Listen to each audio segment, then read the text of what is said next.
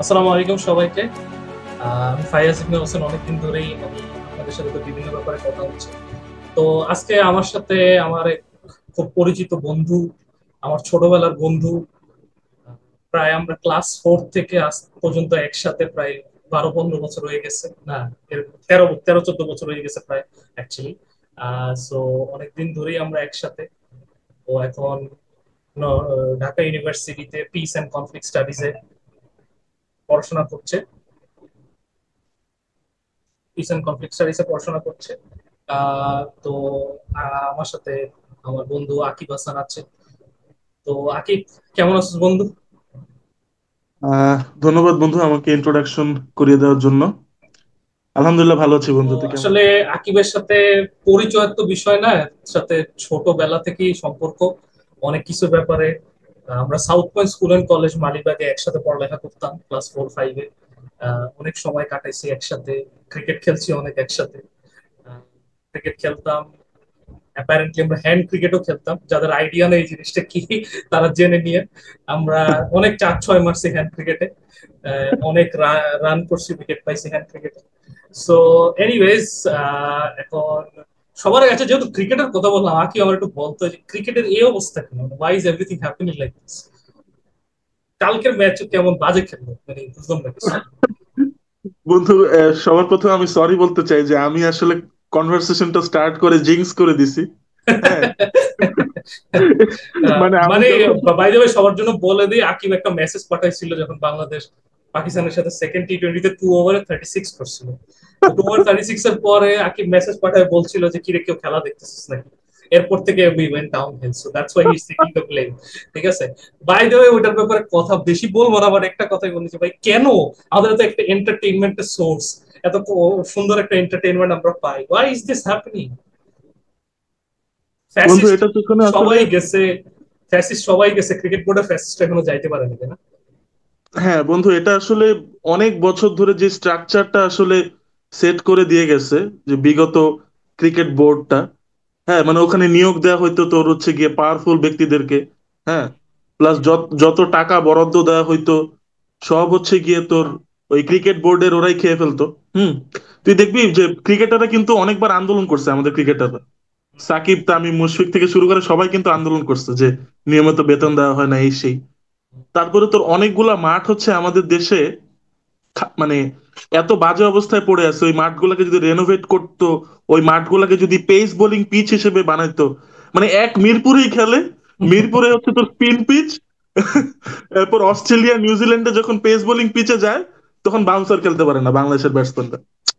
এটা তো আমরা তো জানি, আমার প্রবলেমটা কোথায় এটা তো আমরা সবাই জানি, কিন্তু এটা সবাই ইচ্ছা জানে, বাট করি এখানে একটু। নিশ্চিত কোন সিন্ডিকেট আছে যারা কাজ করতে দেয় না, নিশ্চিত। হ্যাঁ, রাইট। এটাই এটাই বন্ধু। Anyways, so coming back to the main topic that we're going to discuss today, inshallah.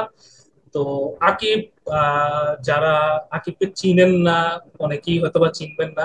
Akib লেখালেখি পছন্দ করে, কবিতা লেখা পছন্দ করে, ছোটবেলা থেকেই পছন্দ করে। গান, কবিতা, আর্টিস্টিক একটা নেচার তার মধ্যে ছোটবেলা থেকেই আছে। এখন বাংলাদেশ ছাত্র, ও আচ্ছা, আরেকটা ইন্ট্রোডাকশনের মধ্যে ভুলে গেছি, বাংলাদেশ ছাত্রপক্ষের যোগ্য আহ্বায়ক। আমাদের আহ্বায়কের সাথে আমরা অলরেডি সেশন করেছি। উনি যোগ্য আহ্বায়ক, আমার বন্ধু যোগ্য আহ্বায়ক। কতদিন হইলো যোগ্য আহ্বায়ক তুই? এটা আসলে 1.5 বছর মতো হলো বন্ধু। হ্যাঁ, 1.5 বছরের মতো যোগ্য আহ্বায়ক। সবকিছু ওইভাবে স্মুথলি, রাজনৈতিক ভাবেও তার একটা ওপিনিয়ন আছে, ওভাবেও সে কাজ করে। এনিওয়েজ বন্ধু, তো যেহেতু লেখালেখি করছি, তো আজকে আমরা কাজী নজরুল ইসলাম, আমাদের জাতীয় কবি, নিয়ে কথা বলতে চাই কিছু। তো আমাদের জাতীয় কবি সম্পর্কে, মানে কবে জন্ম হয়েছে, কোথায় জন্ম হয়েছে, এগুলো আসলে এমন বেসিক ইনফরমেশন, ওগুলো নিয়ে বেশি কথা বলতে চাই না। আমি যেটা নিয়ে কথা বলতে এক্স্যাক্টলি চাই সেটা হইলো তার ফিলোসফিক্যাল অ্যাঙ্গেল, তার কবিতা থেকে আমরা কি শিখতে পাই। That is the most hmm. Important thing for. ঠিক আছে। তো এখন অনেকে বলতে পারে যে না, কাজী নজরুল ইসলামই কেন এই স্পেসিফিক টপিকের জন্য ইম্পর্টেন্ট। আমার কাছে খুব সিম্পল একটা কারণ হলো যে কাজী নজরুল ইসলামকে দিয়ে আমরা যে রেবেলিয়নের স্পিরিটটা পাই, আমরা তোর মতো মানুষ, ওই জিনিসটা আমি হুম। অ্যাকচুয়ালি চাই যে সবার মধ্যে থাকুক। I want that to happen. তো এখন তোকে যদি আমি সর্বপ্রথম জিজ্ঞেস করি যে কাজী নজরুল ইসলামের সাথে তোর পরিচয় কখন হয়েছে, এবং how did you fall in love with that guy? I did. Did you? Hmm. ধন্যবাদ বন্ধু তোকে। কাজী নজরুল ইসলামের সাথে প্রথম পরিচয় যদি বলি, তাহলে আমি যখন একেবারে ছোট ছিলাম, কেজি বা নার্সারিতে পড়ি, তখন আমাদের স্কুলে তো পিটি হতো, তাই না? হুম হুম সকালে হুম ক্লাস শুরুর আগে। হুম তো হুম পিটিতে দুইটা গান সব সময় করা হইতো। একটা হচ্ছে আমার সোনার বাংলা আমি তোমায় ভালোবাসি, আরেকটা হচ্ছে চল চল চল ঊর্ধ্ব হুম গগনে বাজে মাদল। হুম এটা নিয়ে হচ্ছে প্যারেড করতাম আমরা, এটা দিয়ে হুম এরকম হুম লেফট হুম রাইট করতে করতে আমরা ইয়ে করতাম। তো আমার সোনার বাংলা তো এটা সবাই আমরা পরিচিত, আমাদের জাতীয় সঙ্গীত। তো চল চল চল এইটা নিয়ে আমার একটু আগ্রহ ছিল যে এইটা আসলে কে লিখছে, বা এইটার সাথে আমরা কেন প্যারেড করি বা পিটি করি এটার সাথে। তো যখন আরেকটু বড় হইতে থাকলাম বা আস্তে আস্তে যখন জানতে শুরু করলাম, ক্লাস 3 4 5, প্রত্যেকটা ক্লাসের বইয়ে যখন নজরুলকে পাইতে শুরু করলাম, তার ধ্যান ধারণা তার চিন্তা ভাবনা নিয়ে যখন আরেকটু ডিপলি জানা শুরু করলাম, নিজে যখন কবিতা লিখতে শুরু করলাম, তখন আসলে আসলে এক্সপ্লোর করতে শুরু করলাম আসলে কাজী নজরুলকে। তো একেবারে শুরুর পরিচয় যদি বলি, ওই যে চল চল চল থেকে আমি বলবো যে আমাদের রণসঙ্গীত যেটা, আমাদের চল চল বাংলাদেশের রণসঙ্গীত। চল। আমার মনে আছে, তোর মনে আছে নাকি জানি না, আমাদের হাফ ইয়ারলি এক্সামে 8 লাইন আসতো, ক্লাস 4-এ না 5-এ, আমার ঠিক মনে নেই। হ্যাঁ, হ্যাঁ, আট হ্যাঁ, লাইনে হ্যাঁ। আসবে, ওইটা যে আমি মুখস্থ করছিলাম আমি এখনো ভুলিনি। ঠিক আছে। তো যাই হোক, চল চল চল যে স্পিরিটটা অবশ্য ওই সময় বুঝি নাই, এখন হুম, যে ওই স্পিরিটটা চল চল চলে হুম, হুম, ভগবানের মাঝে মাঝে, তুই আমাকে বলতো মানে এই স্পিরিটটাই, এনার্জিটা, মানে আজকালের কবির মধ্যে বা অন্য কোনো কবির মধ্যে কিন্তু তুই খুঁজে পাস, যেটা কাজী নজরুল ইসলামের কবিতার মধ্যে ওই যে একটা পুশ, সেটা হুম, যে কিছু একটা করার, একটা রেভলিউশন করা, একটা বিদ্রোহ করা, এটা অন্য কারোর হুম। মধ্যে তুই ওভাবে দেখো, আমি দেখি না। না, না বন্ধু, এটা আসলে বেশ কয়েকটা কারণ আছে এটার। এটা প্রথম কারণ যেটা, যে তার সময়কার সোশিও পলিটিক্যাল কনটেক্সট বা ইকোনমিক কনটেক্সটটা ওইরকম ছিল যে কাজী নজরুল ইসলামের কিন্তু বেশ কয়েকটা অ্যাসপেক্ট আছে যেগুলো নিয়ে আমরা কথাই বলি না। মানে আমরা তাকে হচ্ছে গিয়ে প্রেমের কবি হিসেবে দেখি, নাট্যকার, ঔপন্যাসিক, ছোট গল্প হিসেবে দেখি, কিন্তু তার যে একটা রাজনৈতিক জীবন ছিল, তার যে একটা সাংবাদিক জীবন ছিল, ওই জীবনগুলোকে কিন্তু আমরা কখনোই দেখি না। তো এই পার্টগুলা কিন্তু তার আহ তার এইরকম কবিতা লেখার পেছনে বা এরকম সৃষ্টি করার পেছনে কিন্তু বড় একটা ভূমিকা রাখছে সে। আমরা অনেকেই হয়তো জানি না যে সে 1917 সালে আহ আহ, প্রথম বিশ্বযুদ্ধে উনি যোগ দিছিলেন, আমাদের জাতীয় কবি। এবং 1917 থেকে 1921, অলমোস্ট 4 ইয়ার্স এর একটা তার রাজনৈতিক এবং আহ, একটা সোলজার হিসেবে সে কাটাইছে আর কি। হ্যাঁ, ওই ওই সময়টাতে। তো এই পার্টগুলো নিয়ে কিন্তু আমরা কখনো কথাই বলি না, আমরা শুধু ওর গানগুলা গাই, দুই একটা গান গাই, দুই একটা কবিতা টবিতা পড়ি। হ্যাঁ, কিন্তু উনি যে যুদ্ধে কেন গেল, উনি যুদ্ধ কিভাবে করছে, প্রথম বিশ্বযুদ্ধে কিভাবে অংশগ্রহণ করছে, এবং উনি ধূমকেতু এবং নবযুগ নামে দুইটা পত্রিকারও সঞ্চালনা করছে পরবর্তী জীবনে। তো তার এই যে সাংবাদিক জীবন, তিনি সমাজের বিভিন্ন বৈষম্য, ইংরেজদের বিভিন্ন বৈষম্য নিয়ে তার ওই পত্রিকাগুলোতে লেখালেখি করছে, এই জিনিসগুলো কিন্তু আমরা কখনো বলি না। মানে আমরা কনসিয়াসলি বলি না, নাকি আমাদের বিভিন্ন আইডিওলজিতে আঘাত হানবে এই জন্য বলি না, এটা আমি ঠিক জানি না। তো এই জিনিসগুলা কিন্তু তার বেড়ে ওঠার পেছনে, তার কবিতা লেখার পেছনে একটা অনুপ্রেরণা হিসেবে কাজ করছে, যেগুলো এখনকার কবিদের ভিতর খুব একটা দেখা যায় না। হ্যাঁ, আমি বলবো যে কিছু মাত্রায় জুলাই অভ্যুত্থানের সময় দুই একজন কবি আমাদের দেশের এরকম কিছু কবিতা লেখার চেষ্টা করছে, যেগুলো হচ্ছে আমাদের ইয়াং জেনারেশনকে উজ্জীবিত করছে। যেমন আমার এক শ্রদ্ধেয় বড় ভাই, হাসান রুবায়েত ভাই, কবি হাসান রুবায়েত, উনি ও, যার সাথে আমাদের বইমেলা দেখা হয়েছে, সে নাকি? হ্যাঁ, যার সাথে ও, বইমেলা দেখা হয়েছিল। আচ্ছা আচ্ছা উনি আচ্ছা। বেশ কিছু কবিতা কিন্তু লিখছে, যে রংপুরেতে আবু সাইদ মরলো, এরকম তার ছন্দ মিলায় কিছু কবিতা লিখছেন, এবং ওগুলা কিন্তু ক্লাস 6 এর বইয়ে, ক্লাস 7 এর বইয়ে কিন্তু ইনকর্পোরেট করা হয়েছে। তো এরকম কিছু কবিরা আসলে চেষ্টা করছেন, কিন্তু ওই রকম গ্রাউন্ড আসলে পায় নাই আমাদের কবিরা। আরো কিছু যে কারণ হিসেবে যদি আমি বলি, যে ক্যাপিটালিস্টিক চিন্তা ভাবনা, আমাদের কবিদের কিন্তু আজকাল এই ধ্যান ধারণা থাকে না যে আমরা কাউকে উজ্জীবিত করার জন্য ইয়ে করব। ওদের ইয়ে থাকে হচ্ছে গিয়ে সস্তা কিছু কবিতা লিখবো, সেল হবে বাজারে, প্রেম, প্রেমিক প্রেমিকা নিয়ে কবিতা লিখবো। হ্যাঁ, মানে মানে যেসব কবিতা লিখলে মানুষ খাবে, কন্টেন্ট বানানো যাবে, যেসব কবিতা লিখলে ফেসবুকে রিল বানানো যাবে, যেসব কবিতা লিখলে আমাদের টিকটকারের সংখ্যা বাড়বে, এইরকম ধ্যান ধারণা নিয়ে কিন্তু কবিতা লেখা হয়, ক্যাপিটালিস্টিক একটা ধ্যান ধারণা এবং একটা সস্তা ধ্যান ধারণা নিয়ে কবিতা লেখা হয়। তো ওই ওই জিনিসটা আসলে আমি খুব একটা লক্ষ্য করি না। আরো একটা কথা যে অভ্যুত্থান যখনই আসছে আমাদের দেশে, তুই দেখবি যে আমাদের ইন্টারের বইয়ে কিন্তু 1969 নিয়ে একটা কবিতা ছিল, হ্যাঁ, যে বরকতের ফেব্রুয়ারি 1969 এরকম একটা কবিতা রাইট, ছিল। Right, right, right. ফেব্রুয়ারি 1969 তো 69-এর অভ্যুত্থান নিয়ে কিন্তু আমাদের কবিরা বেশ কিছু কাজ করছেন। এবং 1990-এর যে গণ অভ্যুত্থান ছিল, এরশাদ বিরোধী আন্দোলন, ওইখানেও কিন্তু রুদ্র মোহাম্মদ শহীদুল্লাহর মতো কবিরা উঠে আসছে। তো যতবারই অভ্যুত্থান হয়েছে ততবারই কিন্তু আমাদের হাতে গোনা কয়েকজন কবি উঠে আসছে। কিন্তু বেশিরভাগই আসলে এই যে ক্যাপিটালিজমের স্রোতে গা ভাসায়, আসলে তাদের যে কবিদের যে আসল কাজ, যে সমাজের মানুষের দুঃখ কষ্টের কথা তুলে ধরা, একটা ন্যারেটিভ ফর্ম করা, গভর্নমেন্টের কনস্ট্যান্ট ক্রিটিসিজম করা, এই জিনিসগুলা কিন্তু আসলে কবিদের মধ্যে আমরা পরিলক্ষিত করতে পারি নাই, এই বেশ কিছু কারণের কারণে আসলে। হম।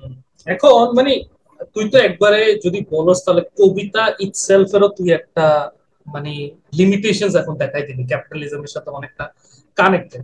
কবিতা ইটসেলফ নিয়েও কোনোদিন আমরা কথা বলবো না, আজকে যেহেতু স্পেসিফিক টপিক কাজী নজরুল ইসলাম। তো তার জীবনযাপন নিয়ে তুই একটা কথা বলি যে তার ছোট কাল, ঠিক আছে, আমার কথা ঠিক মতো শোনা যায় তো? হ্যাঁ, হ্যাঁ, শোনা যাচ্ছে। ঠিক আছে।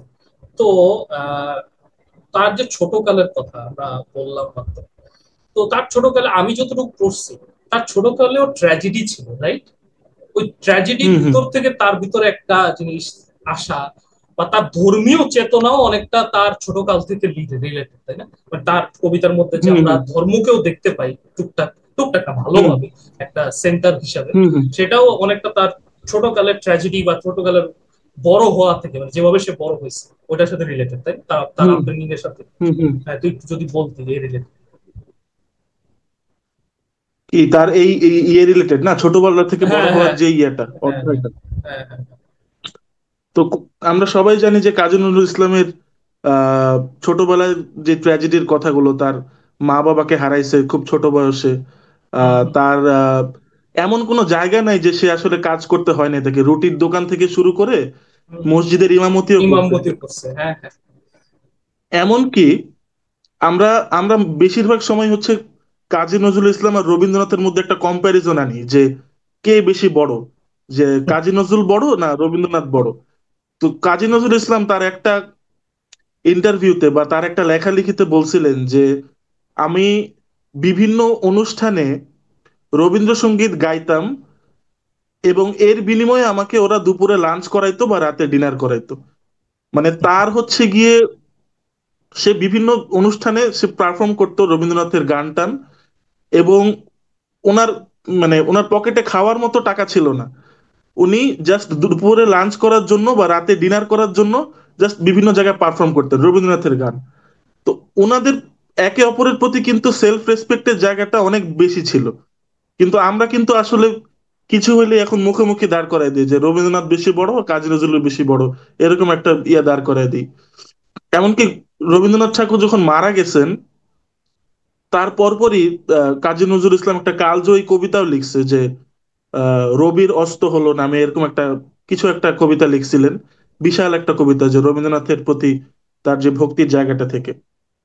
তো আমি বলবো যে তার ছোটবেলাকার ট্র্যাজেডি, তার হচ্ছে গিয়ে যে কষ্ট করে তার যে কর্মজীবন অতিবাহিত করার ব্যাপারটা, তারপরে যে সে যুদ্ধে যোগদান করলো, আহ 1917 সালে যে যুদ্ধে যোগদান করলো, ফার্স্ট ওয়ার্ল্ড ওয়ারের টাইম, রাইট? ফার্স্ট ওয়ার্ল্ড ওয়ারে, হ্যাঁ, ফার্স্ট ওয়ার্ল্ড ওয়ার যে যোগদান করলো, এরপরে তার আরো কিছু আহ, জীবনের ট্র্যাজেডি ছিল। তার তার এমন একটা পর্যায়ে গেছে যে তার এক ছেলে যখন মৃত্যু পথযাত্রী, তো তার কোনো এক প্রকাশকের কাছে উনি টাকা চাইছে যে আমার ছেলে হচ্ছে মারা যাচ্ছে, তো বা আমাকে কিছু টাকা দেন, আমি একটু জাস্ট সুস্থ করে তুলবো আমার ছেলেকে। তো এই চিঠিটা যতদিন না অবধি পৌঁছাইছে সেই প্রকাশকের কাছে, তো ততদিনে আসলে তার ছেলেটা মারাও গেছে। হ্যাঁ।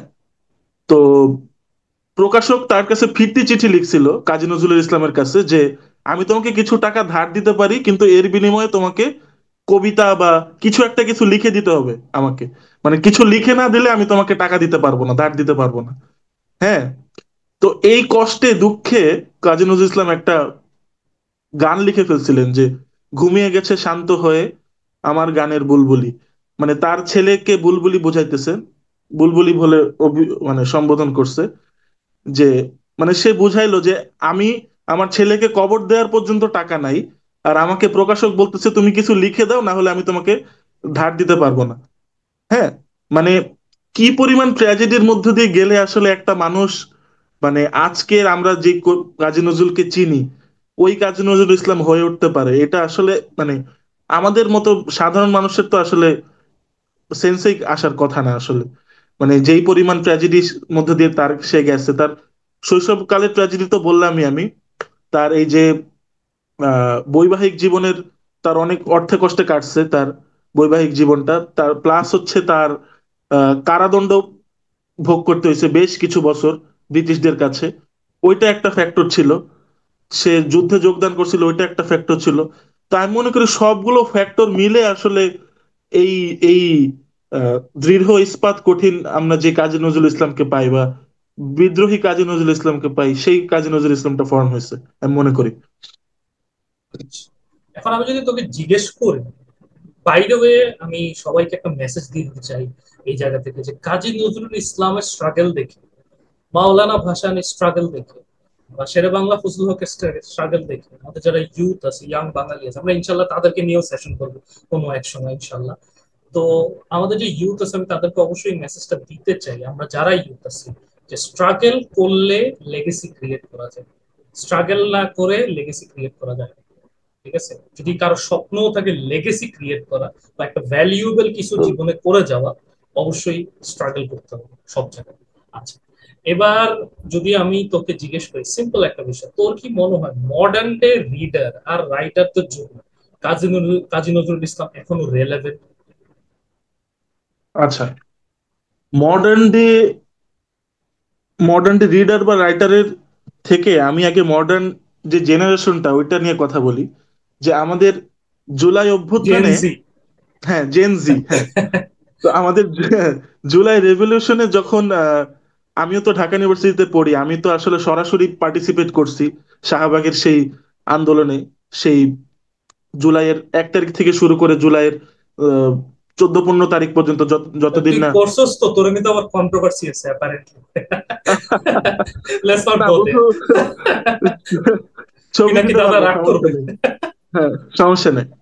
তো আচ্ছা, বল। আমি যেটা বলতে চাচ্ছি যে আমরা যখন শাহবাগ যখন ব্লকেড করলাম জুলাইয়ের প্রথম 2টা সপ্তাহে, তখন কিন্তু যে স্লোগান গুলো দেওয়া হইতো, হ্যাঁ, যে 1 2 3 4, হাসিনা তুই গদি ছাড়, তারপরে আরো যে স্লোগান গুলো দেওয়া হইতো, ওই স্লোগান গুলার পাশাপাশি কিন্তু কাজী নজরুল ইসলামের গানগুলোও কিন্তু চরম মাত্রায় কিন্তু প্রতিধ্বনিত হইতো। আমি যদি বলি যে কারারই লৌহ কপাট, এই গানগুলো কিন্তু আমি নিজে গাইছি।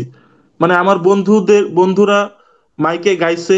এখন যারা সকল ছাত্র নেতা বা সমন্বয়ক ভাইরা আছেন, ওনারা এটা ইনিশিয়েট করছে কারারই লৌহ কপাট। আমরাও হাজার হাজার ছাত্র জনতা কিন্তু এই গানগুলা গাইছি, যে কারারই লৌহ কপাট, তারপর ভুলিতেছে তরি ফুলিতেছে জল ভুলিতেছে মাঝি পথ, কে আছো জোয়ান হও আগোয়ান আছে কার হিম্মত। এই লাইনগুলা কিন্তু মানে এখনো কিন্তু প্রতিধ্বনিত হয় যখন আমরা আহ, যে কোনো মুভমেন্টের কথা বলি। আমরা 2018 সালে আমি কোটা আন্দোলন মুভমেন্ট করে আসছি, ওই সময় প্রথমবারের মতো কোটা আন্দোলন মুভমেন্টটা কিন্তু আহ, বাংলাদেশে ইয়ে হয়। এবং নিরাপদ সড়ক আন্দোলনটাও কিন্তু ওর ওর পরপরই কিন্তু দুই হাজার স্টার্ট হয়। আঠারোতে জি। হ্যাঁ, 2018-তে দুইটা মেজর মুভমেন্ট কিন্তু ওই সময় সূত্রপাত হয়। তো নিরাপদ সড়ক আন্দোলনও কিন্তু রাস্তা আটকায়ে স্কুল কলেজের পোলাপানরা এই গানগুলাই গাইতো। মানে এই কাজী নজরুল ইসলামের কারারে লৌহ কপাট, বা তীরহারায় ঢেউয়ের সাগর পাড়ি দিব রে, এই গানগুলাই কিন্তু গাইতো। তো ইয়াং জেনারেশনের কাছে কিন্তু কাজী নজরুল ইসলাম কখনোই ইররেলেভেন্ট হয় নাই। 1971 সালের কথা যদি বলি আমি, তাহলেও কিন্তু কাজী নজরুল ইসলামের যে কবিতাগুলো বা গানগুলো, এগুলো কিন্তু বিভিন্ন পাঠক বা বিভিন্ন উপস্থাপকরা ছদ্মনাম ইউজ করে আহ, ইয়ে করতো, মানে গাইতো বা ইয়ে করতো। কারণ তখনকার দিনে আসলে আহ, যদি তাদের রিয়েল নেম ইউজ করা হইতো রেডিওতে, তাহলে কিন্তু পাকিস্তানি সেনাবাহিনীরা তাদেরকে ধরে ফেলে মানে ইয়ে করে ফেলতো, জেলে জাস্ট ভরে দিত। তো এক একজন আসলে উপস্থাপক যারা ছিল আমাদের, বা কবি সাহিত্যিক যারা ছিল, তারা হচ্ছে ছদ্মনাম ইউজ করতো। এবং ওই ছদ্মনামে হচ্ছে কাজী নজরুল ইসলামের বিভিন্ন গান গাইতো, তারপরে হচ্ছে গিয়ে তার বিভিন্ন কবিতা পাঠ করতো।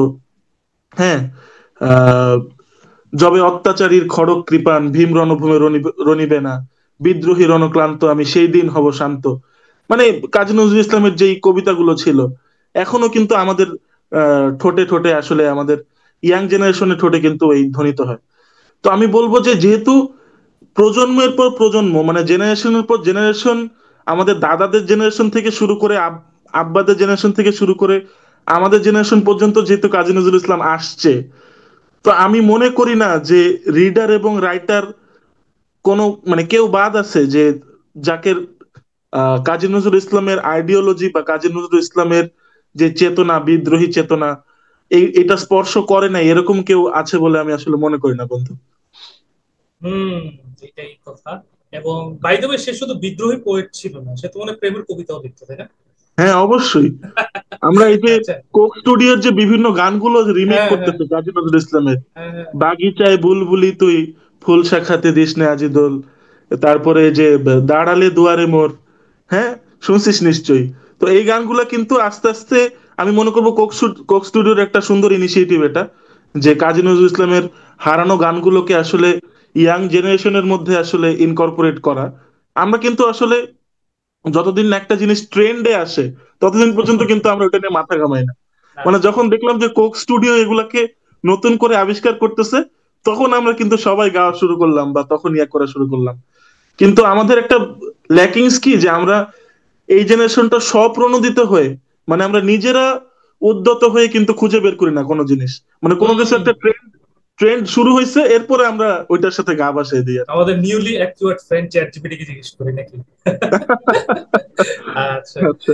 না, এখন একটা জিনিস যেটা আমাকে অলওয়েজ ওয়ান্ডার করে যে কাজী নজরুল ইসলামের ব্যাপারে, তার যে ধর্মীয় মনোভাব। হুম। আই নো আমরা এখানে কেউ ধর্মের এক্সপার্ট না, তো আমরা হুম। ওইটা নিয়ে যাব না যে তার ধর্ম কি, সে ঠিক ছিল, ভুল ছিল, গুনাহগার ছিল, মুমিন ছিল, ওগুলা let's not get into that. But তার হুম। যে খোদা তাআলার সাথে কানেকশন, তার সে হুম। একটা আলাদা চেতনা, মানে এটা আমি কিন্তু কি বলে, লাল ফকির, না ওনার নামটা কি জানি, লালন শাহ, লালন শাহ, সরি, লালন শাহ। লালন শাহ। তো লালন শাহ কবিতার মধ্যে আমরা পেতাম, কারণ ওনার ব্যাপারে অনেক কন্ট্রোভার্সি ছিল, বাট কাজী নজরুল ইসলামের ভিতরে যে এই যে একটা কানেকশন, এই যে একটা খোদা তাআলার সাথে তার যে একটা আলাদা, মনে হয় যে সৃষ্টিকর্তা সে কথা বলতেছে, তাই না? হুম। হুম। তারপরে তার মধ্যে যে মনুষ্যত্ব ভাবটা, খোদা তাআলাকে দেখি, মানে অন্য কেউ না, আমি, আমাকে আমার খোদা বানাইছে, এই জন্য আমি প্রত্যেকটা মানুষকে ভালোবাসি, কারণ আমি খোদাকে ভালোবাসি। এই হুম। যে হুম। ফিলিংটা, এটা তুই কিভাবে দেখবি, মানে এটা সামাজিক ভাবে কিভাবে একসেপ্টেবল করা যেতে পারে? মানে আমি বলতেছি না কেউ কারো ধর্ম ছেড়ে দিবে, সবার ধর্মকে আমি সম্মান করি, কিন্তু হুম। এই হুম। যে সৃষ্টিকর্তার সাথে কানেকশন, এটা একটা হুম। মধুর সম্পর্ক না? এটা মানে আমরা হ্যাঁ। অনেক শিখতে পারি না কাজী নজরুল ইসলাম থেকে, তোর কি হ্যাঁ, মনে হয়? অবশ্যই। অবশ্যই।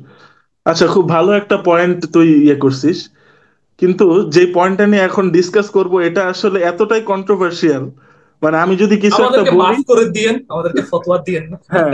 আমাদের আমি আমি নামের জাস্ট মধ্যে আমরা মুসলমান এখনো আছি, সমস্যা নেই। আমি জাস্ট কথা বলার আচ্ছা। আগে এতটুকু বলে নিতে চাই যে আমার কথাগুলো যেন কোথাও কোট না করা হয়, যে না, না, আকিব হাসান এটা বলছে এজন্য এটাই হচ্ছে সত্য, এইটা যেন কোথাও কোট না না, না, করা হয়। ইনশাল্লাহ, আচ্ছা। ইনশাল্লাহ হবে না। তো কাজী নজরুল ইসলামকে, প্রথম কথা হচ্ছে আমরা কাজী নজরুল ইসলামকে এনাফ স্টাডি করি না। হ্যাঁ। স্টাডি করলে আমরা বুঝতাম যে সে কোন কনটেক্সটে, উনি কিন্তু শ্যামা সঙ্গীত বলি বা হিন্দুদের যত ধরনের সঙ্গীত আছে, কৃষ্ণকে নিয়ে গান লিখছে, হ্যাঁ, হুম, হুম, রামকে নিয়ে গান লিখছে, শিবকে নিয়ে গান লিখছে। হুম, হুম, এই গানগুলো আসলে কোন কনটেক্সটে লিখছে আমরা একটু যদি খেয়াল করি, ওনার ভাত খাওয়ার মতো টাকা ছিল না, ওনার কোথাও যাওয়ার মতো টাকা ছিল না, এইরকম কনটেক্সটে কিছু কলকাতার বাবুরা এসে তাকে বললেন যে আমাদের তো আহ, উপাসনা করার মতো এমন কিছু গান লাগবে, বা আমাদের হচ্ছে গিয়ে ওয়ার্শিপ করার মতো এমন কিছু গান লাগবে, কৃষ্ণকে নিয়ে বা ঈদেরকে নিয়ে, শিবকে নিয়ে, রামকে নিয়ে। তো আপনি হচ্ছে গিয়ে এমন কিছু গান বা এমন কিছু সৃষ্টি করেন, আমরা এর বিনিময়ে আপনাকে এত টাকা দিব বা আপনাকে লাঞ্চ করাবো, আপনাকে খাওয়াবো টাওয়াবো। উনি জাস্ট পেটের ক্ষুধা মেটানোর জন্য এমন কিছু আছে, কিছু গান আছে উনি পেটের ক্ষুধা মেটানোর জন্য এমন গান সৃষ্টি করছে। মানে কোন কনটেক্সটে গেলে সে হচ্ছে ওই রকমের ডেসপারেট হতে পারে যে তাকে হচ্ছে একটা গান লেখার বিনিময়ে তাকে হচ্ছে খাবার খাইতে হতেছে। তো এইটা কথা না, উনি হচ্ছে গিয়ে সমানভাবে যেরকম হিন্দুদের জন্য গান লিখছে, একইভাবে মুসলিমদের জন্য গান লিখছে। আমরা তো রমজানের ওই রোজার শেষে না গাইলে তো আমাদের ঈদের দিন আসলে পালনই হয় না, আমি মনে করি। ছোটবেলা থেকে মানে দাদা ভাই, আব্বু আম্মু সবাইকে দেখতেছি যে ঈদের দিন আসলে এই গানটা ছাড়তেই হবে তাদের। রমজানের ওই রোজার শেষে এলো খুশির ঈদ। তো এই গানটাও আসলে আমরা কিন্তু জানি না, এই গানটা কিন্তু আসলে উনি অভিমান করে লিখছিলেন। মানে কিছু মুসলমান তাকে খোঁটা মেরে বলছিল যে আপনি হিন্দুদের জন্য এত গান লিখতেছেন, মুসলমানের জন্য কোনো গান লিখেন না কেন? তো উনি অভিমান করে এই গানটা লিখছেন যে রমজানের ওই রোজান শেষে এলো খুশির ঈদ। মানে এটা কিন্তু সবাই সবাই জানে না, বা সবার কাছে কিন্তু এই স্টোরিটা অ্যাকসেপ্টেবল, মানে সবাই যেহেতু মানে খুঁজে দেখে নাই বা খুঁজে বের করে নাই, এই স্টোরিটা কিন্তু সবার কাছে খুব একটা পরিচিত না। তো আমি যেটা বলতেছি যে মুসলিমদের জন্য এবং হিন্দুদের জন্য সমানভাবে গান লিখছেন উনি, কিন্তু ধর্মীয় বিশ্বাসগত জায়গা থেকে আমি এটা জোর করে বলতে চাই না যে উনি মুসলিম ছিলেন, তাহলে আবার এক এক শ্রেণী আমাকে গালি দিবে। আবার যদি জোর করে হিন্দু বলতে চাই তাহলে আরেক শ্রেণী আমাকে গালি দিবে। আমি এটা বলতে চাই যে উনি মানুষের মনুষ্যত্বের পক্ষে ছিলেন, শুধু এতটুকু বলি উনি। মানে ওনার বেশ কিছু কবিতা তো আমরা ক্লাস সিক্স এবং সেভেন এইট নাইনে পড়ে সৃষ্টিকর্তার সাথে আসছি। কানেক্টেড ছিলেন। হ্যাঁ, বেশ কিছু কবিতা হচ্ছে আমরা সিক্স সেভেন এইট নাইন ইন্টারও পড়ে আসছি যে মিথ্যে শুনিনি ভাই, এ হৃদয়ের চেয়ে বড় কোনো মন্দির কাবা নাই। মানে মানুষের হৃদয়ে কে যদি আমরা চিনতে পারি, আমাদের ভিতরকার ইয়েটাকে যদি আমরা চিনতে পারি, ভিতরকার সেলফটাকে যদি চিনতে পারি, তাহলে কিন্তু আসলে আমরা সৃষ্টিকর্তাকে চিনতে পারবো। মানে তার ফিলোসফিটা এরকম ছিল, কাইন্ড অফ সুফিজমের কাছাকাছি কিছু একটা। হ্যাঁ, আমরা যদি আমরা যদি মানে কাজী নজরুল ইসলাম হিন্দু ছিলেন নাকি মুসলিম ছিলেন এই বিতর্কে না যে, আমরা যদি কোরআন শরীফের ভিতর স্টাডি করি এবং যদি আমরা রামায়ণ বা বেদ স্টাডি করি আলাদা করে, তাহলে কিন্তু আমরা দেখবো যে কোরআনেও কিন্তু এমন কিছু আয়াত আছে যে আল্লাহ বলছে যে আমি কিন্তু তোমার ভিতরেই আছি, বা আমি কিন্তু তোমার কাছাকাছিই আছি, তুমি জাস্ট নিজের ভিতরে খুঁজে দেখো, আমাকে পাবে। এরকম কিছু, আমি ঠিক হুম কোন আয়াতে বলতে এটা বলতেছি না, বাট হুম এরকম হুম কিছু আয়াত আছে যে আমি বান্দার এত নিকট আছি যে বান্দা বুঝতে পারে না। তাই না? এরকম কিছু আয়াত আছে আমাদের কোরআন শরীফে। হ্যাঁ হ্যাঁ, আচ্ছা আচ্ছা। তো আর রামায়ণ বা বেদের ভিতরও কিন্তু এমন কিছু বলা আছে যে আহ, যে আমরা যদি আমাদের নিজেদের আত্ম উপলব্ধি করতে পারি বা আত্মশুদ্ধি করতে পারি, তাহলে কিন্তু আমরা কৃষ্ণের কাছাকাছি বা রামের কাছাকাছি হ্যাঁ যেতে হ্যাঁ পারবো। হ্যাঁ হ্যাঁ হ্যাঁ, তো আমরা রামের যদি কাছাকাছি দুইটাকে যেতে পারবো। কানেক্ট করার চেষ্টা করি, তাহলে কিন্তু আমরা বুঝতে পারবো যে মেসেজ গুলা কিন্তু এক। আমরা যদি বুদ্ধিজমের কথাও বলি, গৌতম হুম বুদ্ধ তো ধ্যান করার কথা বলছে আজীবন। হুম হুম ধ্যান হুম করা মানে কি? নিজের ভিতরকার খোঁজা, নিজে সেলফ মেডিটেট করা। তো আমরা যে কোনো ধর্মের ভিতরকার কথাটা যদি বুঝতে চাই, তাহলে কিন্তু প্রত্যেকটা ধর্মেই কিন্তু বলা হয়েছে যে নিজের ভিতরকার উপলব্ধিটা করা সবচেয়ে জরুরি, নিজের ভিতরে খোঁজ করা সবচেয়ে জরুরি। আমরা যদি নিজের ভিতরের ব্যাড সাইড গুলো জানতে পারি, তাহলে কিন্তু গুড সাইড গুলো আমরা ইয়ে করতে পারবো। তো এই জিনিসগুলা কিন্তু আসলে সে প্রত্যেকটা কবিতাতেই আমাদেরকে বোঝানোর চেষ্টা করে গেছে, কিন্তু আমরা আসলে বুঝছি উল্টাটা।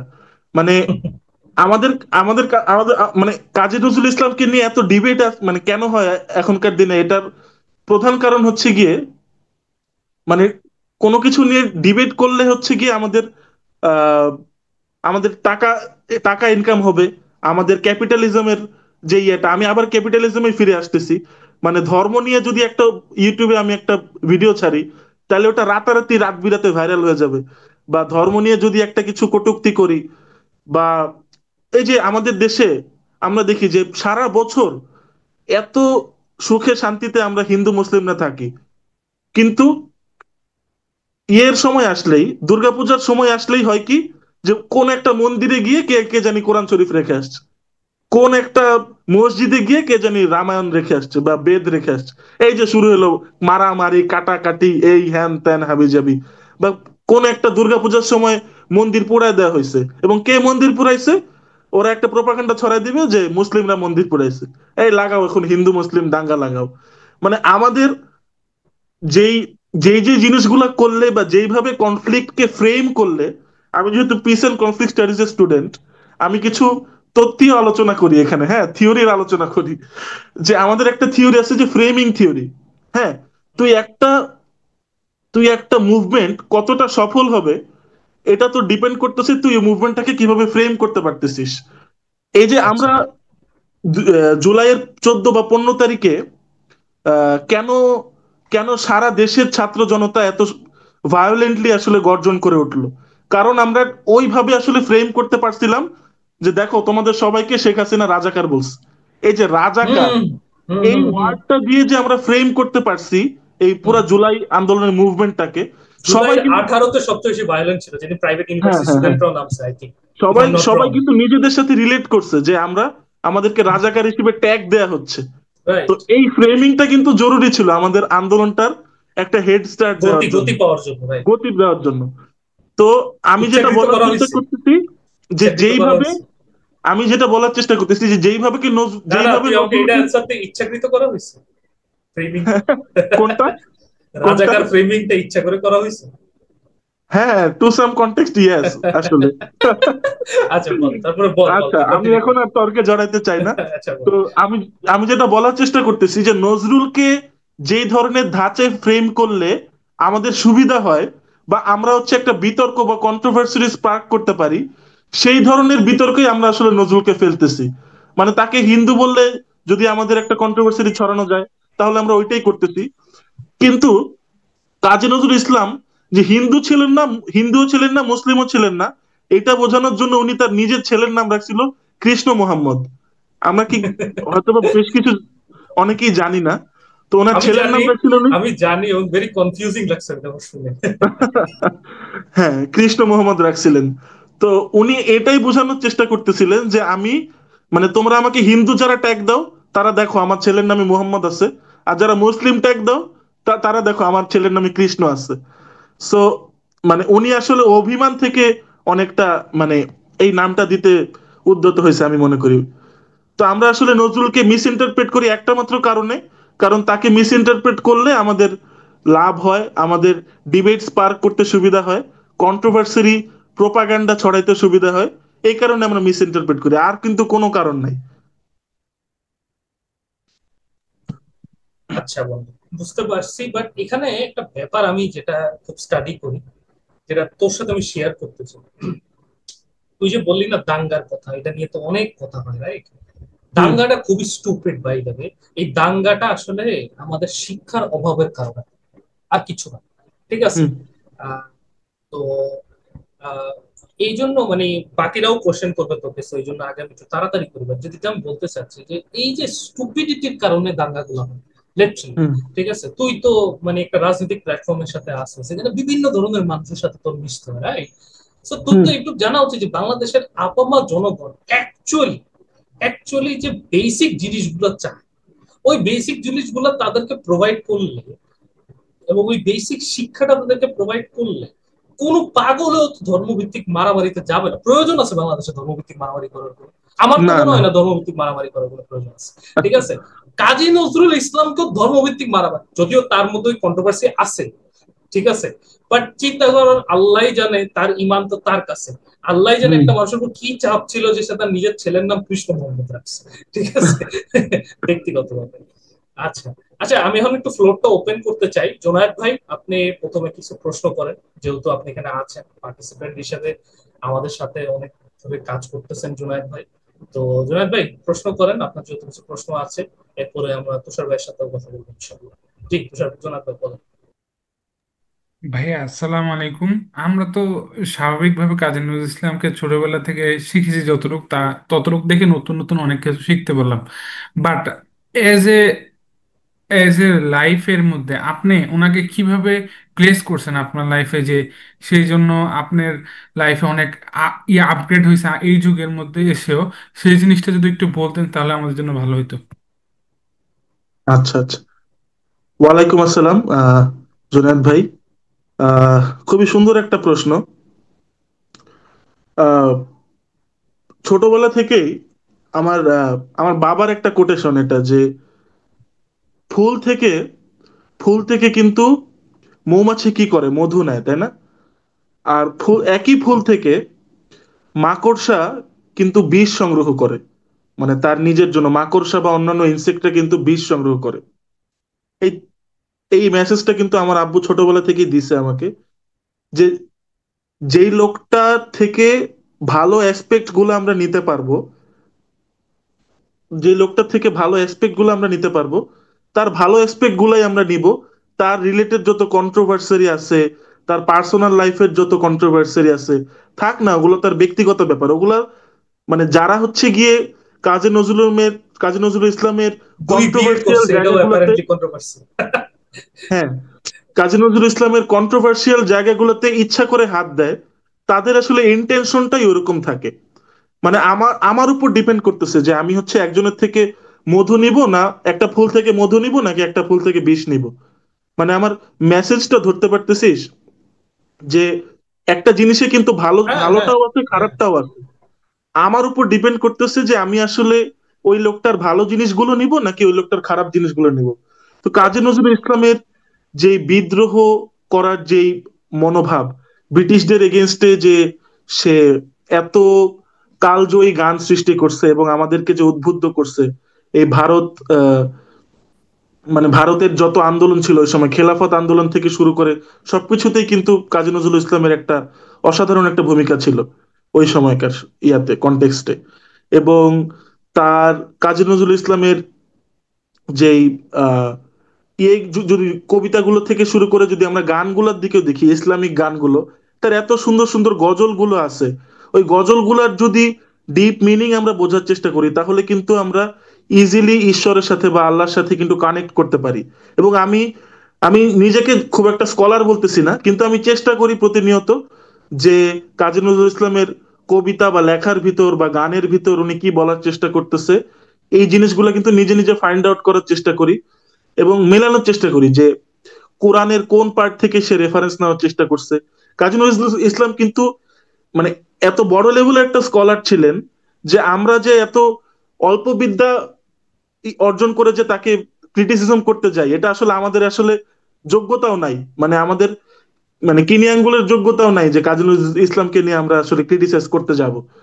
তো সে কিন্তু যখন বড় হয়েছে আস্তে আস্তে, তার কিন্তু বিভিন্ন, সে যখন মসজিদে যখন ইমামতি করতেন, তার কিন্তু বিভিন্ন ইয়ে ছিল, বিভিন্ন ইমামরা কিন্তু তার গাইডিং ইয়া ছিল, স্কলার ছিল।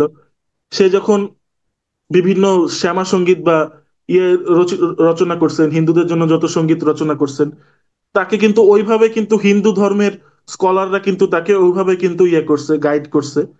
তো তার কিন্তু প্রত্যেকটা ধর্মের, প্রত্যেকটা রিলিজনের একটা কম্পারেটিভ নলেজ কিন্তু কাজী নজরুল ইসলামের মধ্যে ছিল। তো তার, আমি যেটা বলবো যে তার যে বেসিক্যালি কন্ট্রোভার্সিয়াল তুই তোর জায়গাগুলো, লাইফে কাজী নজরুল ইসলামকে কোন জায়গায় প্লেস করছিস ওইটাও জানতে চাচ্ছি। ও আমি আমার লাইফে কাজী নজরুল ইসলামকে কোন জায়গায় প্লেস করছি। হুম। তোর লাইফে আচ্ছা, তার ইনফ্লুয়েন্স কি, বা এখনো কিভাবে কাজী নজরুল ইসলাম থাকে তোর হ্যাঁ, লাইফে? আমার লাইফে যদি ইনফ্লুয়েন্স বলি, যে ছোটবেলা থেকেই তো কাজী নজরুল ইসলামের কবিতাগুলো পড়ে আসা হচ্ছে। তো আমি যখন কবিতা লেখা শুরু করি প্রথম ক্লাস 5-এ থাকতে, তখন থেকেই আসলে কাজী নজরুল ইসলামের কবিতা লেখার ধরনটা আসলে আমাকে খুব উদ্বুদ্ধ করতো। আমি আসলে ভাবতাম যে এত মানে মানুষের হয়ে কথা বলা বা মনুষ্যত্বর পক্ষে কথা বলা এত সহজ করে কিভাবে তুলতেন কাজী নজরুল ইসলাম। মানে যেই কথাগুলো আমরা সহজে বলতে পারি না, ওই কথাগুলো তার কবিতার মধ্যে কিভাবে আসলে ফুটায় তুলতেন। এই মানে কবিতা লেখার ক্ষেত্রে বা কবিতায় হাতে খড়ি নেয়ার থেকে যদি শুরু করি, ওইখান থেকে শুরু করে আসলে আমার পার্সোনাল লাইফে আমি তো আহ টুকটাক গানও করি, হারমোনিয়ামে গান গাই। আমার গান গাওয়ার লাইফে বা ক্যারিয়ারেও কিন্তু কাজী নজরুল ইসলামের খুব বড় একটা ভূমিকা ছিল। এবং ডেসপাইট অল দ্য ক্রিটিসিজমস, মানে আমাকে যখন কেউ বলতে চায় যে গান গাওয়া হারাম বা এই রিলেটেড টপিক কিছু, মানে তখন কিন্তু আসলে আমি কিন্তু তাদের সাথে তর্কে ওভাবে জড়াই না। আমি জানি যে আমি জড়ানোর আমি প্রয়োজনও নাই। এবং প্রয়োজনও নাই। যার আমি, যার বিশ্বাস তার তার কাছে। যার যার বিশ্বাস তার তার কাছে, আমি হচ্ছে আমার প্রিন্সিপালসে, আমার আইডিওলজি গুলোতে আমি ধীর স্থির থাকি। এবং হচ্ছে আমি কাজী নজরুল ইসলামের যেই কথাগুলো উনি বলে যাওয়ার চেষ্টা করছে তার লেখার লেখনীতে, তার কবিতায়, তার গানে। তো আমার লাইফে একটা হাই, খুবই একটা উঁচু জায়গায় আমি বলবো যে তাকে প্লেস করি। এবং আমি যদি আল্লাহ এবং মোহাম্মদের পরে যদি কাউকে রাখি, আমি বলবো যে আমি কাজী নজরুল ইসলামকে ওই জায়গায় দেখি আসলে, যে আল্লাহু আকবার, আল্লাহু শাবাশ, আকবার। হ্যাঁ, মাশাআল্লাহ তো ওই মাশাআল্লাহ। ওই জায়গাতে আমি আসলে কাজী নজরুল ইসলামকে দেখি। এবং একটা বাঙালি জাতির কুসংস্কার থেকে যদি এখন মুক্তি কেউ দিতে পারে, এবং আমাদের দেশের মানুষকে যদি আসলেই আহ, মানে সেলফ এনলাইটেন যদি কেউ করতে পারে, সেটা একমাত্র করতে পারে কাজী নজরুল ইসলাম। যদি আমরা কাজী নজরুল ইসলামের লেখাগুলো, তার প্রিচিং গুলো আমরা যদি ঠিকঠাক মতো বইয়ে উপস্থাপন করতে পারি, ঠিক মত মানে কেবলমাত্র তখনই আমি মনে করি যে কাজী নজরুল ইসলামকে আসলে পড়াটা বা ইয়ে করাটা আসলে সার্থক হবে আমাদের দেশে। এবং আমি যেটা বললাম যে আমার লাইফে খুব উঁচু একটা জায়গায় আমি রাখি কাজী নজরুল ইসলামকে। যাক, মাশাআল্লাহ। কাজী নজরুল ইসলামকে স্টাডি মানুষ করবে না, তোর প্রিচ করা লাগবে। বলে দিলাম হুম সহজ ভাষায়, ঠিক আছে? এটা আমার ওপিনিয়ন।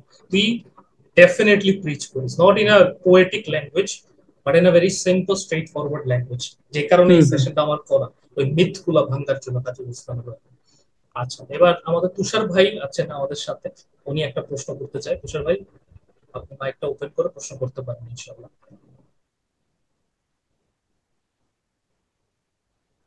ভাই, আসসালামু আলাইকুম।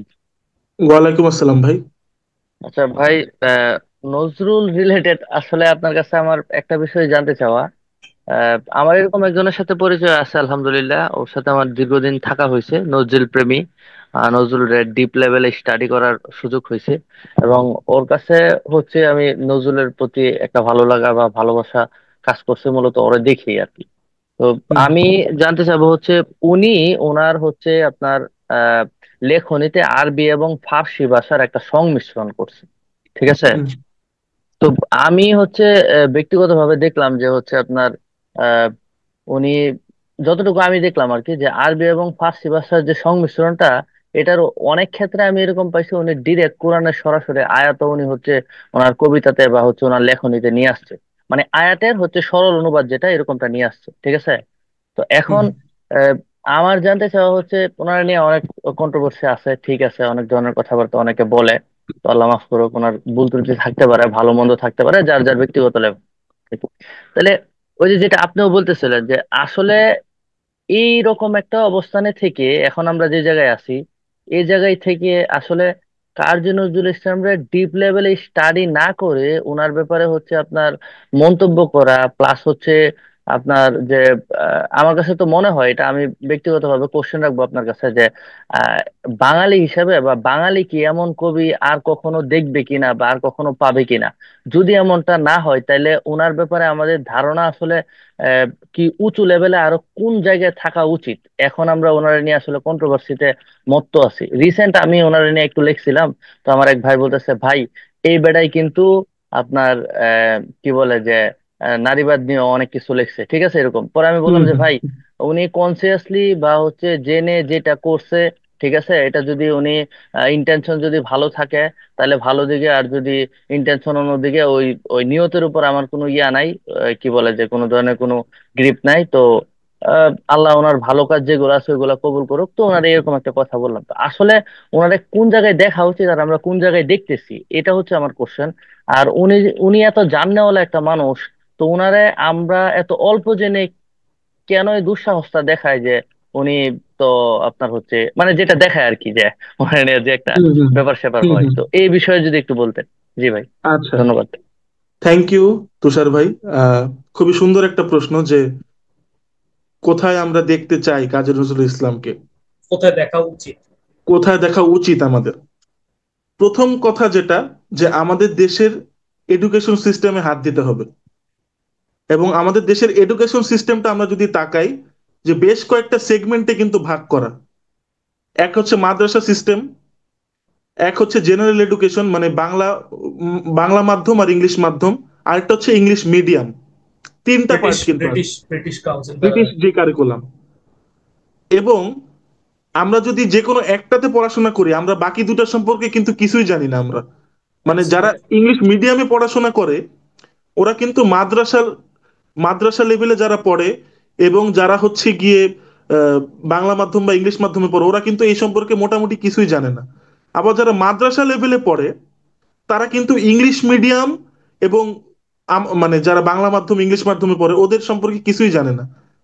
তো এই যে এত বিভেদ আমাদের এডুকেশন সিস্টেমটাতে, আমাদের এডুকেশন সিস্টেমটাকে এমন ভাবে বিল্ড আপ করা উচিত যেন কাজী নজরুল ইসলামকে প্রত্যেকটা এডুকেশন সিস্টেমেই ইনকর্পোরেট করা যায়, এবং কাজী নজরুল ইসলামের রিয়েল যে ফিলোসফিটা ছিল, উনি যা বোঝাইতে চাইছে ওই জিনিসটা যেন প্রত্যেকটা এডুকেশন সিস্টেমে, মাদ্রাসার সিস্টেমেও যেন ইনকর্পোরেট করা যায়, বাংলা মাধ্যম ইংলিশ মাধ্যমেও করা যায়, এবং ইংলিশ মিডিয়ামের স্টুডেন্টদের মধ্যেও ইনকর্পোরেট করা যায়।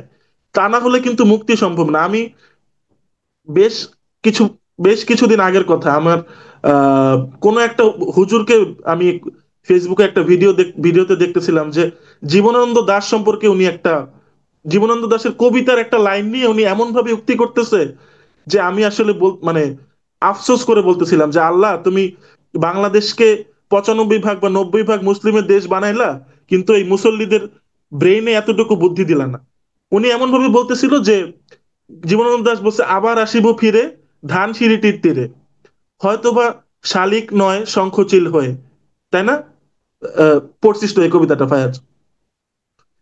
তো উনি এই কবিতার লাইনগুলো বলার সাথে সাথে বলতেছে নাউজুবিল্লাহ, জীবনানন্দ দাশ হচ্ছে পুনর্জন্মে বিশ্বাস করত, জীবনানন্দ দাশের কবিতা পড়া যাবে না।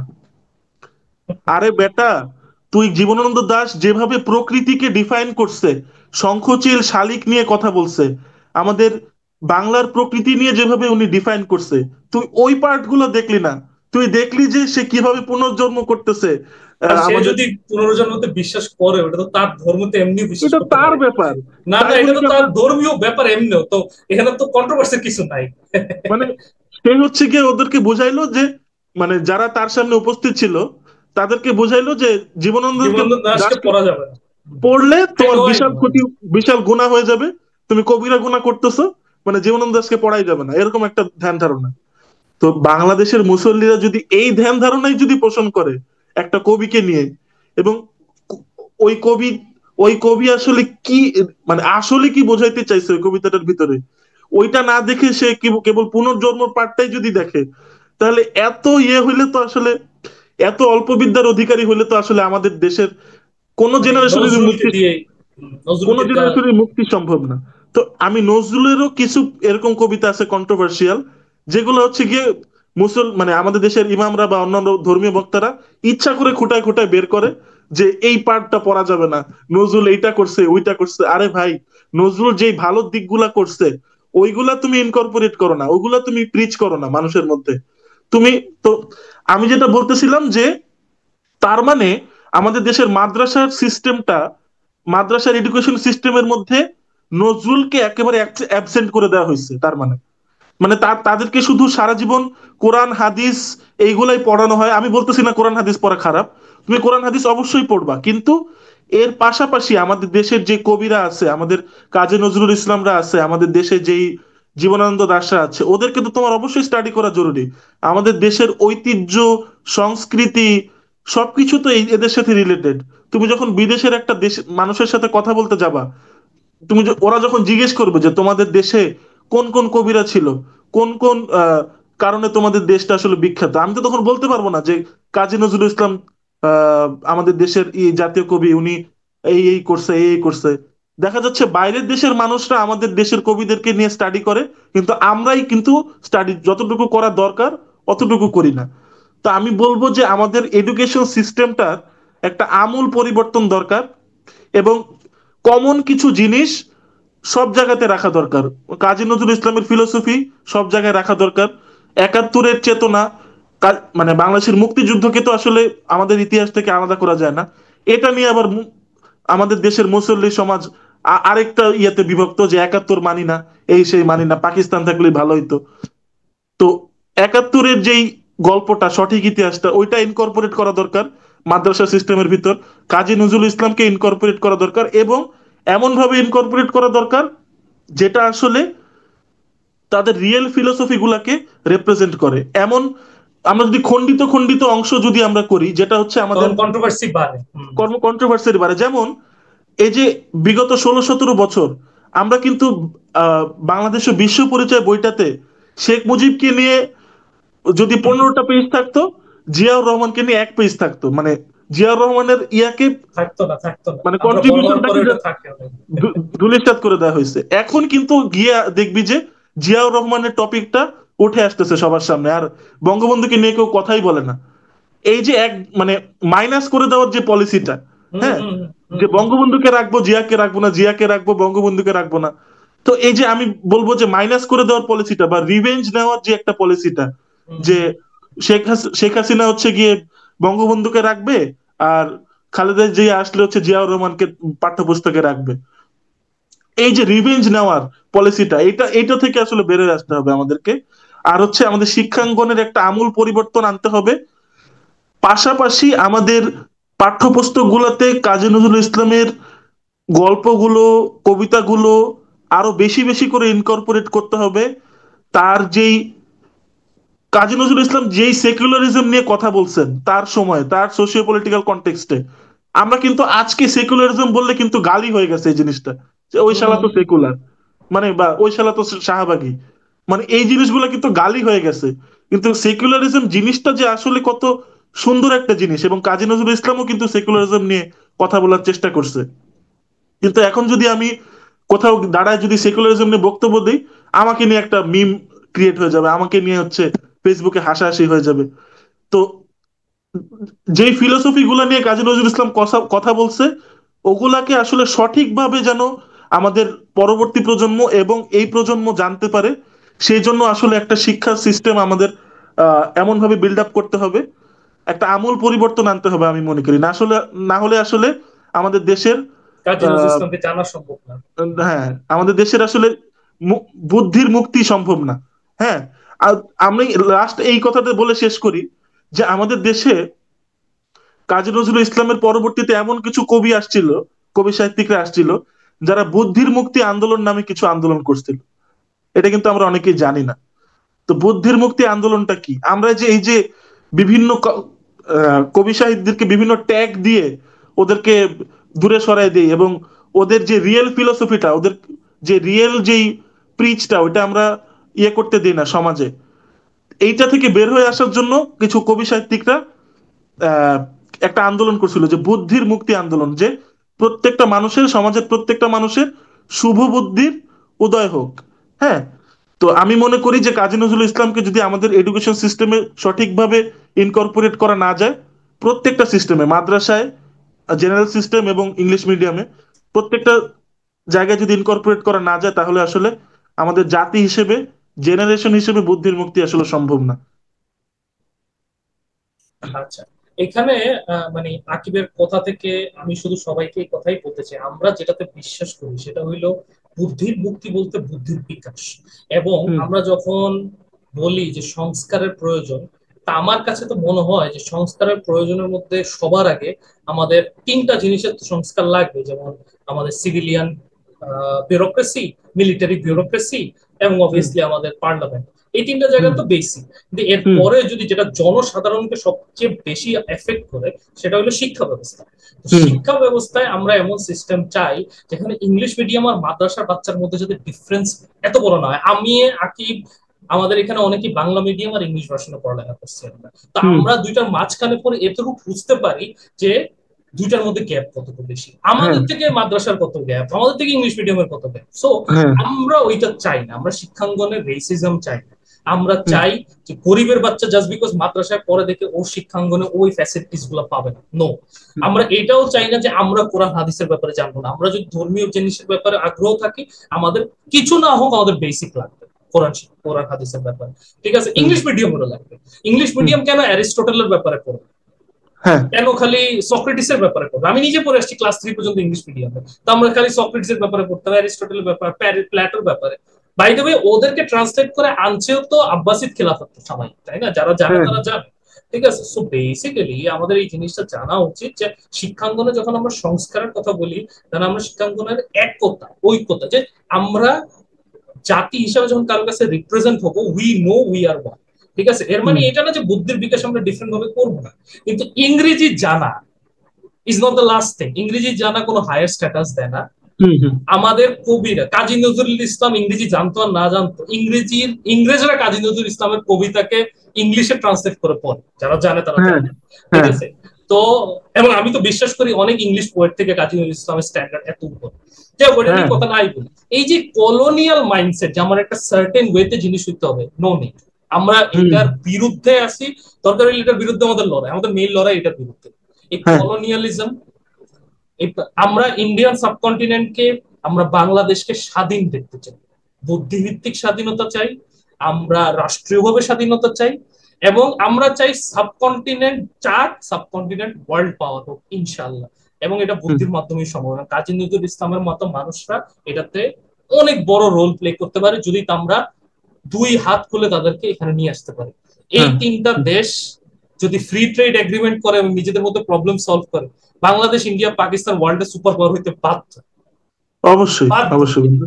এবং হ্যাঁ যাই হোক, আমি ওই ন্যাশনালিজমের ওই অ্যাসপেক্ট এখানে আনতে চাচ্ছি না, বাট ফিনিশিং এটা ইম্পর্টেন্ট, যাতে মানুষ এটা না মনে করে যে আমরা একটা পার্টকে বলতেছি। নো, একটা পার্ট না, এখানে কাউকে আলাদা দোষারোপ না, আমরা সবাই ইকুয়ালি দোষী যে আমরা আমাদেরকে চিনতে পারি না। হুম এটা সবচেয়ে বড় কথা। এবং কাজী নজরুল ইসলাম আমাদের চীনার মধ্যে, আমাদের আইডেন্টিটির মধ্যে অ্যাজ বাংলাদেশি অনেক বড় একটা পার্ট, ঠিক আছে? কলকাতার মানুষ স্বীকার করুক আর না করুক, সে বাঙালিদেরও পার্ট। আচ্ছা, সো যাওয়ার আগে ধন্যবাদ, থ্যাংক ইউ সো মাচ বন্ধু এত সময় দেওয়ার জন্য আমাকে। তোর হয়তো কাজও আছে, so thank you so much এই টাইমটা দেওয়ার জন্য। যাওয়ার আগে তোর কাছে দুইটা প্রশ্ন, একটা দুইটা আবদার। এক, প্রথম আবদার হইলো, যাওয়ার আগে নজরুল কোন গীতি কিংবা নজরুল কোন কবিতার দুইটা লাইন আমাদের শোনায় যাক অডিয়েন্সের জন্য। এবং আরেকটা আবদার হলো, বিয়েটা তাড়াতাড়ি কর, খাওয়াইতে ইচ্ছে করতেছে। কোনটা কোনটা? বিয়েটা তাড়াতাড়ি করে ফেল ইনশাআল্লাহ।